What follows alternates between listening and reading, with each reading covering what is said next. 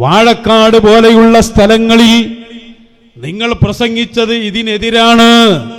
കാരണം വാഴക്കാട് എത്തിയപ്പോൾ ഉറപ്പിച്ചാണ് അയാൾ പറഞ്ഞത്. എന്താ പറഞ്ഞ അന്ന്? എല്ലാ പടച്ച കക്ഷികൾക്കും നേതാവാണ് ഇബ്നു തൈമിയ. അയാളെപ്പോലെ നശിച്ച ആളില്ല. അയാൾ ദോല്ലും മുതില്ലുമാണ്. അയാളെക്കുറിച്ച് മുബത്തദിയാണെന്ന് വിശ്വസിച്ചോളണം. ഇതൊക്കെ പ്രസംഗിച്ച ആളാണ് പേരോട്. അപ്പൊ വാഴക്കാട് പറഞ്ഞത് അയാൾ വിട്ടു. അതിനയാളെ മറുപടി എന്താ അറിയോ? എല്ലാ സ്ഥലത്തും ഇങ്ങനെ ഒന്നെന്നെ പറയാനാവോ എന്നാണ്. അവിടെ പറഞ്ഞത് അങ്ങനെയാണ്, ഇവിടെ പറയേണ്ടത് ഇങ്ങനെയാണ്. അത് രണ്ടും ഉണ്ടാവുന്നതാണ്. അതന്നെ ഞങ്ങൾ പറഞ്ഞ് തലക്ക് സുഖല്ല. എന്നിട്ട് അയാൾ ഉദാഹരണം പറയാ. എന്ത്? ഞങ്ങൾ നിക്കാഹിന്റെ സദസ്സിൽ ചെന്നാൽ നിക്കാഹിനെ കുറിച്ച് പറയും, അപ്പുറത്ത് പള്ളി ഉദ്ഘാടനത്തിന് പോയാൽ പള്ളിയെ കുറിച്ച് പറയും. എല്ലാം ഒന്നാകുമോ? അതാണോ ഇവിടുത്തെ വിഷയം? ഇവിടുത്തെ വിഷയം അതല്ല. നേരത്തെ ഇബ്നു തൈമിയെ കുറിച്ച് പറഞ്ഞത് ഉറപ്പിച്ച് അയാൾ പഠിച്ചു എന്നാണ്. അയാൾ കിതാബെടുത്ത് വായിച്ചിട്ടാ പറഞ്ഞ്, ഉലമാ രേഖപ്പെടുത്തിയത് വിശദീകരിച്ചിട്ടാ പറഞ്ഞ്.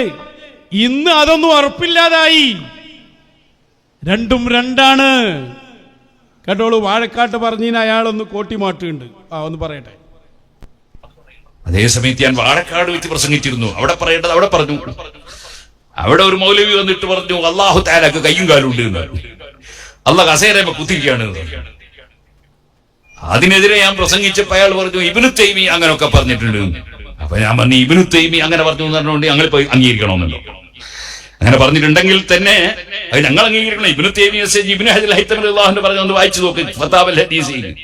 അതുപോലെ മറ്റുള്ള കിതാബുകൾ ഒന്ന് വായിച്ചു നോക്ക്. ഒന്ന് രണ്ടൊന്നല്ല, എത്ര കിതാബിലാ പറഞ്ഞു. ഇമാം സുബ്ക്കി പറഞ്ഞ് വായിച്ചു നോക്ക്. എന്തിനധികം പറയണേ, ഇബ്നു ഹജർ അസ്ഖലാനി റളിയല്ലാഹു അൻഹു തന്നെ പറഞ്ഞ് വായിച്ചു നോക്കാൻ. ഞാൻ കുറെ കിതാബുകൾ അന്ന് ഉദ്ധരിച്ചു. സുഹൃത്തുക്കളെ, അത് തന്നെ ഇപ്പം പറയാനുള്ളൂ. ഇപ്പൊ പുതിയൊന്നും പറയുന്നൊന്നുമില്ല, പണ്ട പറഞ്ഞ ഇപ്പം പറയുന്നു. പക്ഷേ ഇമാം മഹാനായ അബ്ദുല്ലാഹി ഇബ്നു അബ്ബാസ് റളിയല്ലാഹു അൻഹുവിന്റെ അടുക്കൽ ഒരാൾ വന്നു. ഇപ്പൊ തെളിവ് പറയാണ്. അബ്ദുല്ലാഹി ഇബ്നു അബ്ബാസ് തങ്ങളോട് ഒരാൾ വന്നിട്ട് ചോദിച്ചു, ഒരാളെ കൊന്നാൽ തൗബയുണ്ടോ? കൊല്ലാൻ വേണ്ടി കത്തിയൊക്കെ എടുത്ത് വരാൻ മുപ്പര്. തൗബ ഇല്ല എന്ന് പറഞ്ഞു. അപ്പൊ അയാളെ നിർത്തി. വേറൊരാൾ കൊന്നിട്ട് വരികയാണ്, തൗബണ്ടോ? ഓ തൗബണ്ട് എന്ന് പറഞ്ഞു. ഇതേപോലെ അബ്ദുല്ലാഹി ഇബ്നു അബ്ബാസ് ആണ് ഞാൻ എന്നാണ് പറയാൻ പോണത്. അതുകൊണ്ട് വാഴക്കാട് പറഞ്ഞ് വേറെയും ഇവിടെ പറഞ്ഞ് വേറെയുമാണ്. അതിലൊന്നും ആരും ബേജാറാകണ്ട. ഞാൻ ഓരോ സ്ഥലത്തും അങ്ങനെ ഓരോന്നാണ് പറയൽ എന്നാണ്. നമുക്ക് വാഴക്കാട് പറഞ്ഞത് ഇപ്പൊ പറഞ്ഞു ഒന്നുകൂടി കേട്ട് നോക്കിയാൽ അതൊരു ഉഷാറുണ്ടാവും. എത്രത്തോളം അതിന്റെ ഇടക്ക് പറയുന്നുണ്ട്, ഞാൻ അവിടെ പറഞ്ഞു തന്നെയാണ് ഇവിടെ പറഞ്ഞു പോകുന്നു. ഇയാളപ്പോ കുതിരവട്ടത്തിന് എടുക്കുമെന്ന് സംശയമാണ്. കാരണം ഒരു സുഖമില്ലാത്ത അവസ്ഥയിലേക്ക് തൊട്ടത് ആരെയാണ്? ശൈഖ് മടവൂർ. മടവൂര് ശൈഖുനയെ കൈവച്ചിട്ടുണ്ടോ ഇയാള്? അല്ലേ, ഈ പറഞ്ഞ വ്യക്തി മാനസിക രോഗിയാണെന്ന് ലോകം വിധി എഴുതാതെ അയാളെ ജീവിതം അവസാനിക്കുമോ? കൂട്ടുകാരെ, സെന്റർ പോയിന്റിലല്ലേ തൊട്ടത്, ഹിഫ്ദില്ലല്ലോ. ഹാഫിദ് വേണ്ടാന്നല്ലേ പറഞ്ഞ്. ഞങ്ങളുടെ സംഘടനയുണ്ട് എന്നാണ്. സംഘടന ഹിഫ്ദീന്റെ കോലമാണ്. വാഴക്കാട് പറഞ്ഞത് കേട്ടോ. വാഴക്കാട്ട പ്രസംഗത്തിൽ ഒരു സംശയവും ഇയാൾക്കില്ല.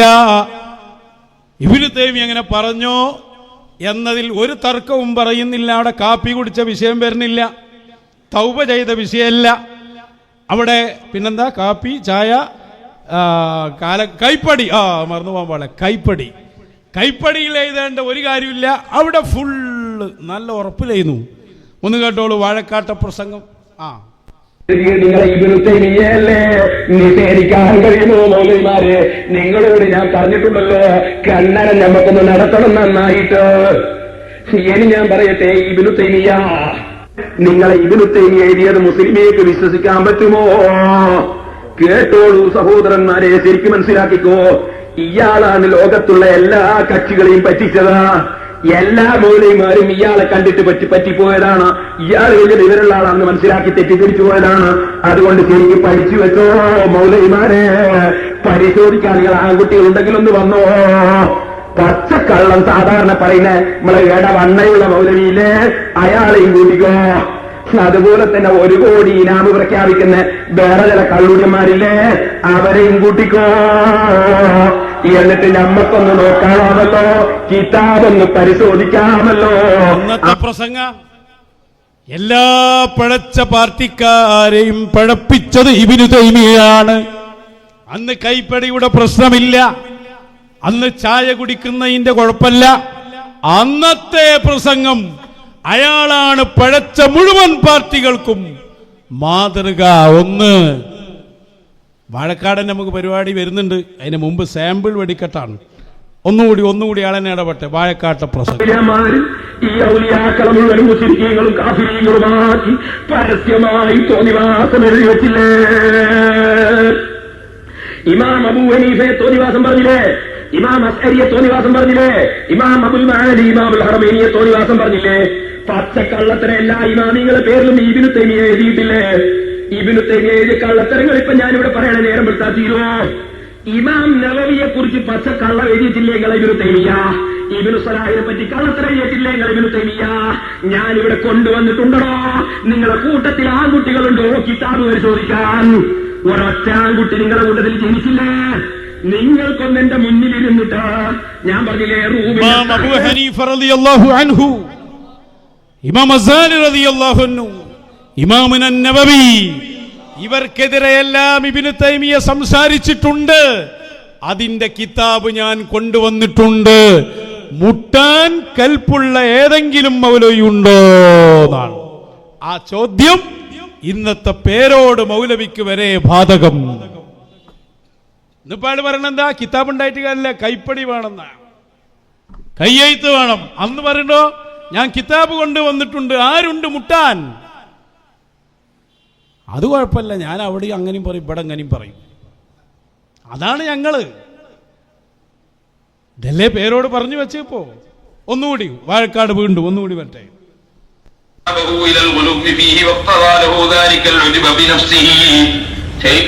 എന്താ പറഞ്ഞത്? ഇബ്നു തൈമിയ വലിയ പണ്ഡിതനാണ്, വലിയ കഴിവുള്ള ആളാണ്, വലിയ വിവരമുള്ള ആളാണ്. ഇങ്ങനൊക്കെ അയാൾ അനുയായികൾ അയാളെ കൂടുതൽ പുകഴ്ത്തി പറഞ്ഞു. അങ്ങനെ പറഞ്ഞപ്പോൾ അയാളെ മനസ്സിൽ തോന്നി ഞാൻ തിരക്കേടില്ല. അയാളെ മനസ്സിൽ തോന്നി ഞാൻ തിരക്കേടില്ല.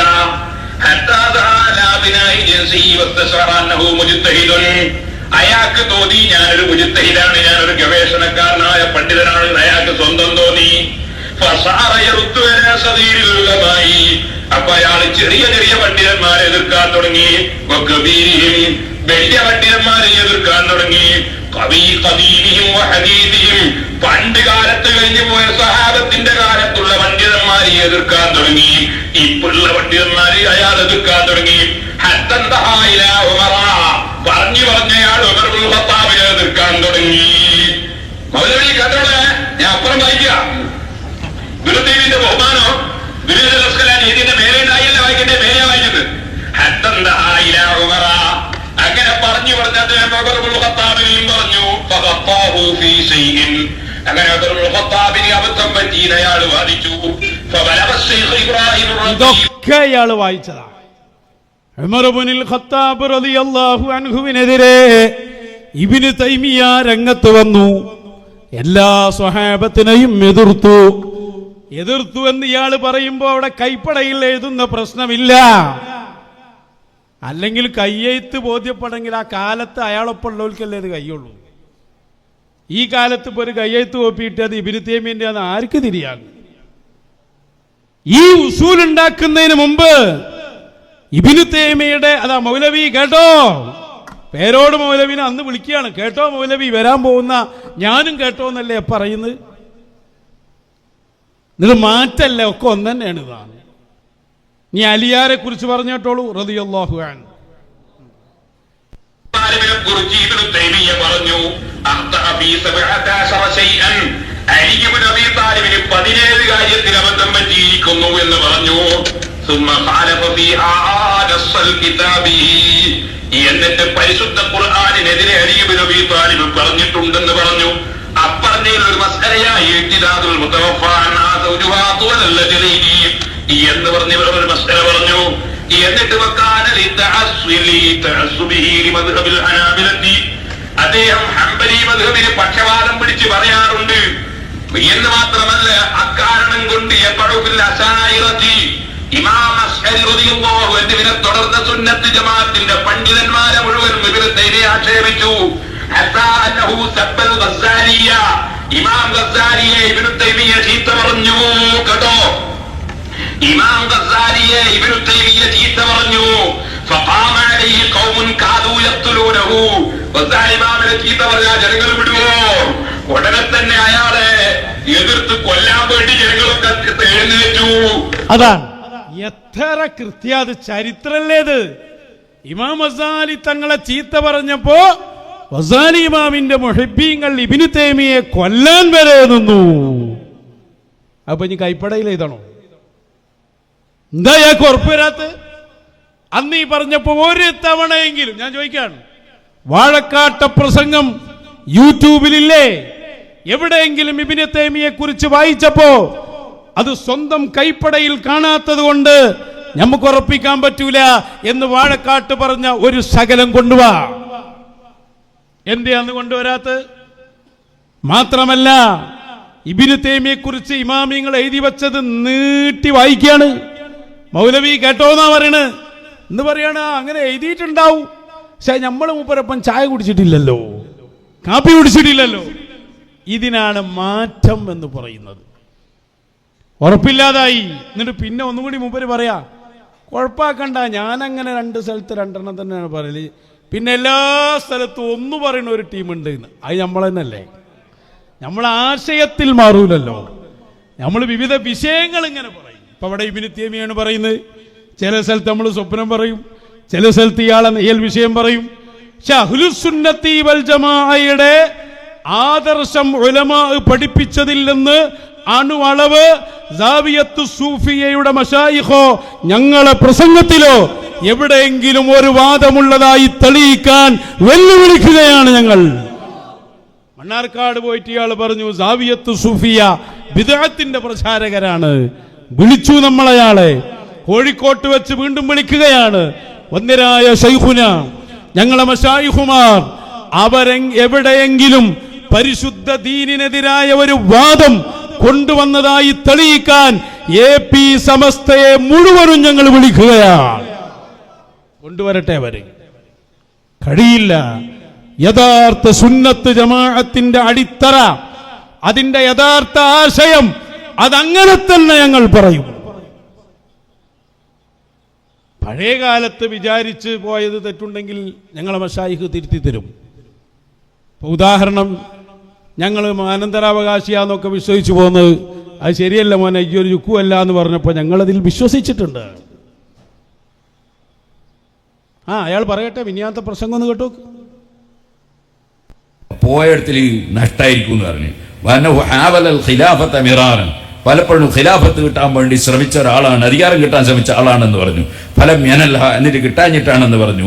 വൈനമാ ഖാതലി റിയാസത്തിൽ ആര് ദിയാനത്തി, അങ്ങനെ നേതൃത്വം കിട്ടാനായിരുന്നു അലി ഇബ്നു അബി താലിബ് യുദ്ധം ചെയ്തല്ലാതെ പരിശുദ്ധ ദീനിനു വേണ്ടിയല്ല എന്ന് പറഞ്ഞു. അദ്ദേഹം പറഞ്ഞിട്ടുണ്ടോ ഇല്ല നമുക്കറിയില്ല അദ്ദേഹം പറഞ്ഞിട്ടുണ്ടോ ഇല്ലോ. അങ്ങനെ പറഞ്ഞു എന്ന് പറഞ്ഞ പണ്ഡിതന്മാരുണ്ട്. പറയാ അങ്ങനെ പറഞ്ഞു പറഞ്ഞ പണ്ഡിതനല്ലാതെ പിന്നെ അതാരാ പറയാ? വാഴക്കാട്ടിൽ നിന്ന് നീട്ടിവാത് പറഞ്ഞതോ അലി ഇബ്നു അബി താലിബ് തങ്ങളെ ഇബ്നു തൈമിയ ആക്ഷേപിച്ചു. കാരണം ഇബ്നു ഹജർ തങ്ങളെ പോലെ ഉള്ളവരാണത് രേഖപ്പെടുത്തിയത്, ഉറപ്പിച്ചു പറഞ്ഞതാണ്.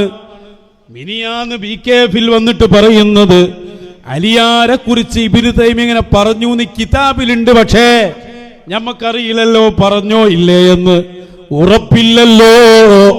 അപ്പൊ അന്നുള്ള സുന്നിയിൽ നിന്ന് ഇറങ്ങി വന്ന് ഇബ്നു തൈമിയെ വെളുപ്പിക്കാൻ വേണ്ടി ഇറങ്ങിയതാണ്. പക്ഷേ ഇബ്നു തൈമിയുടെ കഠിന ശത്രുക്കളായ സുന്നത്ത് ജമാഅത്തിന്റെ വാഹകർ ഭൂലോകത്തുള്ള കാലത്തോളം ആധുനിക ഇബ്നു തൈമിയുടെ ഒരു അടവും വിലപ്പോവുകയില്ല. അപ്പൊ നോക്കൂ നിങ്ങൾ, ഉറപ്പില്ല എന്ന് പച്ചയിൽ ഇയാള് പറയുന്നു. മാത്രമല്ല ഈ വാദങ്ങളൊക്കെ അയാൾ കൊണ്ടുവരുന്നു, പരസ്പര വൈരുദ്ധ്യം. ഞാൻ അതിന്റെ മറുപടിയിൽ ഇന്നലെ പറഞ്ഞുകൊണ്ട് കേൾപ്പിച്ചു കൊടുക്കും. പഠിക്കാത്ത ചില ആളുകളുണ്ട്, അവർക്ക് അതെന്താ അവിടെ പറഞ്ഞ പോലെ തന്നെ ഇവിടെയും പറയാത്ത, ഇവിടെ പറഞ്ഞ പോലെ തന്നെ അവിടെയും പറയാത്തെന്നൊക്കെ ചിന്ത ഉണ്ടാവും. ഇതൊരു ചോദ്യമായിരുന്നു. ആ ചോദ്യത്തിന്റെ ആകത്തുക എന്താണ്? അവിടെയുള്ള ചോദ്യത്തിന്റെ ആകത്തുക, ഇബ്നു തൈമിയ വലിയ പണ്ഡിതനാണെന്ന് പലരും പറഞ്ഞിട്ടുണ്ടല്ലോ, അതിന്റെ പേരിൽ ഇബ്നു തൈമിയ പറഞ്ഞു എന്ന് വിചാരിച്ച് ചില ആശയങ്ങളൊക്കെ ശരിയാണ് എന്ന് ചിലരൊക്കെ പറയുന്നുണ്ടല്ലോ, നമ്മൾ ഏത് സമീപനം സ്വീകരിക്കണം എന്നാ. അപ്പൊ ഞാൻ പറഞ്ഞു, ഇബ്നു തൈമിയ തന്നെ ഹിജ്റ 600 ശേഷം ജനിച്ചൊരു പണ്ഡിതനാണ്. അത് സഹാബത്തിന്റെ കാലത്തുള്ളതല്ല. അതേ അപ്പൊ ഇയാള് അവിടെ പറഞ്ഞത് അങ്ങനെയാണ്, ഇവിടെ പറഞ്ഞത് ഇങ്ങനെയാണ്. ഇവിടെ ഒരു ചോദ്യത്തിന്റെ ഉത്തരമായിരുന്നു, അവിടെ മൗലവിക്കുള്ള മറുപടി ആയിരുന്നു. മൗലവിക്കുള്ള മറുപടിയിൽ പറഞ്ഞ ആ ഉറപ്പ് അപ്പുറത്ത് നഈമിരുന്ന് ചോദ്യം ചോദിച്ചപ്പോ പുതിയ മുസ്ലിം ജമാഅത്തുകാരനായി പേരോട് മൗലവി വന്നപ്പോൾ അന്നത്തെ ഉറപ്പ് ഇല്ല. ഇബ്നു തൈമിയ പറഞ്ഞു എന്നതിൽ തന്നെ ഇയാൾക്ക് ധൈര്യമായി ഉറപ്പ് പറയാൻ കഴിയുന്നില്ല. ഇതാണ് ഇവിടുത്തെ വിഷയം. ഇതിലൊരു ക്ലിപ്പ് കക്കലുമില്ല, കറക്റ്റ് വിഷയമാണ്. 3 കാര്യം ഞാനിവിടെ പറഞ്ഞു. അയാളെ കുറിച്ച്, ഇബ്നു തൈമിയെ കുറിച്ച് പേരോട് പറഞ്ഞ അബദ്ധം